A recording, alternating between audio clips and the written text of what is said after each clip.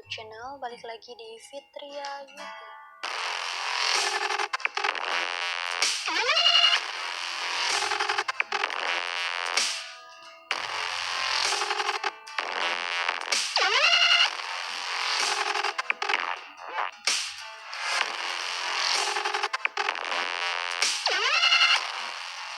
Jadi di video kali ini Fitri akan reaction tentang ada 2 kasus bullying yang lagi viral di dunia maya, yaitu tentang seorang anak. Yang pertama tentang seorang anak yang bunuh diri karena faktornya banyak yang bilang karena bunuh diri karena dibully, tapi ini masih dalam tahap penyidikan, jadi belum ditentukan apakah si anak ini bunuh diri karena dibully atau karena hal-hal. Nah, dan ada satu lagi seorang anak SMP di Malang yang dikeroyok oleh 7 orang temannya dan sampai tangannya itu akan diamputasi. Nah, jadi kali ini saya membahas tentang bullying, cara mengatasi bullying, dan ciri-ciri kenapa banyak faktor orang bully gitu. Nah, kita bahas dulu tentang arti dari bullying. Bullying itu adalah artinya bully atau penindasan, suatu perlakuan yang tidak mengenakan dari suatu kelompok ke individu atau dari suatu kelompok ke kelompok lainnya. Jadi di sini aku mau jelasin ada beberapa faktor tentang bullying itu sendiri. Jadi entah itu karena faktor physically, jadi terus karena faktor material, karena faktor, jadi masih banyak. Jadi aku mau jelasin satu-satu. Kita bahas dulu tentang faktor physically ini. Secara umum menggambarkan gitu bahwasanya banyak banget nih di kalangan anak-anak yang zaman sekarang, pasti banyak banget, dan aku yakin di setiap kelas atau di setiap sekolah itu pasti ada aja yang dibully gitu. Karena aku ngerasain sendiri, pasti ada aja orang yang salah satu dari mereka itu yang dibully gitu. Tadi itu dikucilkan, entah itu dibully secara fisik, dibully secara mental.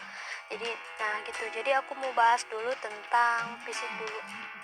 Nah, jadi aku mau jelasin yang pertama itu karena fisik dulu, yang kedua nanti karena mental. Dibully secara fisik maupun dibully secara mental. Jadi kalau faktor fisik, orang itu akan cenderung lebih ke hal menyakiti badan. Nah, misalkan kayak ditendang, dijongkokin, diludahin, pokoknya yang berhubungan dengan physically gitu, yang berhubungan dengan badan kalian, mereka akan melakukan itu. Nah, yang kedua dengan mental gitu. Kenapa aku bilang dengan mental? Karena banyak orang yang juga tidak secara langsung tapi dia memberikan bullying, bahwasannya itu bullying gitu. Jadi tidak secara langsung kayak tidak secara fisik, tapi dia secara mental. Dengan apa? Dengan berkata-kata seperti menghina, seperti memanggil dengan kata-kata rasis dan sebagainya, yang intinya asalnya dari mulut gitu. Ya, itu yang kedua. Terus kita saya sendiri pernah merasakan bahwasanya kenapa sih kita dibully. Jadi di sini saya mau jelasin apa sih faktor-faktor orang kenapa ngebully diri kita gitu. Nah, jadi faktornya itu banyak banget, entah itu dari physically, jadi mereka merasa bahwasanya fisik kita itu tidak sesuai dengan mereka gitu. Entah itu dari pakaian, entah itu dari misalkan aku dulu pendek, aku dulu hitam, itu jadi kayak bahan bulian orang-orang kan. Nah, misalkan kayak gitu, entah itu gemuk, entah itu kurus, itu akan menjadi bulian orang-orang. Entah itu dari penampilan juga bisa berdampak, jadi orang-orang membuli kita. Terus kita terlihat lebih lemah di hadapan orang, jadi kita itu kayak orang pendiam gitu. Jadi kita itu kayak pendiam, nah itu bakal menjadi bahan untuk mereka juga bully gitu. Nah, terus jarang bergaul. Ini penting banget sih. Mungkin di sini ada yang merasa bahwasannya diri kalian itu jarang bergaul. Nah, itu mungkin adalah salah satu faktor kenapa kalian dibully. Apa sih dampak bullying terhadap orang yang dibully gitu? Nah, misalkan aku itu kan sering dibully, aku sering dikata-katain, aku dibully secara mental gitu. Nah, aku sering dikata-katain, sering dibully dengan secara physically gitu. Nah, jadi dampaknya itu apa aja sih? Nah, mungkin kalian pasti tahu rasanya gimana ketika kita dikucilkan dari sekolah, kita dikucilkan dari teman-teman, atau kita dikata-katain, itu akan berdampak kepada diri kita, itu akan berdampak negatif kalau menurut aku. Yang aku rasain, yang pertama, aku jadi lebih cenderung pendiam,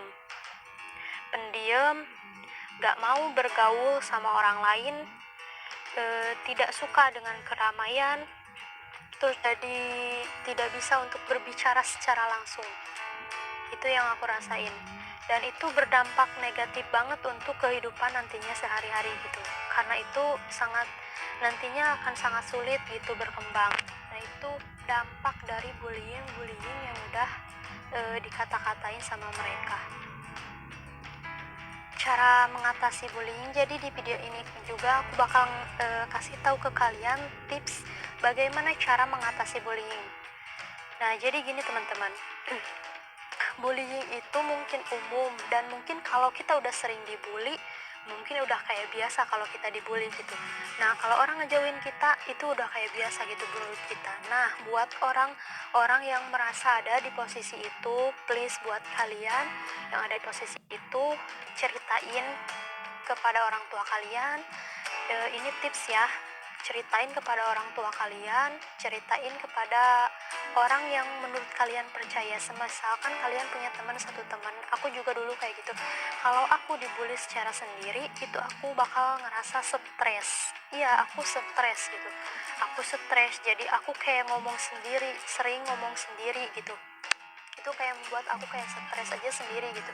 Nah, kalau ketika kita berbicara kepada orang lain, kita bercerita kepada orang lain bahwa apa yang kita rasain itu kayak gini, apa yang kita rasain itu kayak gini, nah itu akan berdampak kepada diri kita, bahwa diri kita itu akan lepas gitu. Nah, cerita kepada orang tua yang pertama itu. Nah, misalkan kalau kita udah cerita, nah kalau kita bicara kepada orang tua, otomatis gitu orang tua akan merespon kita gitu. Dan caranya itu apa?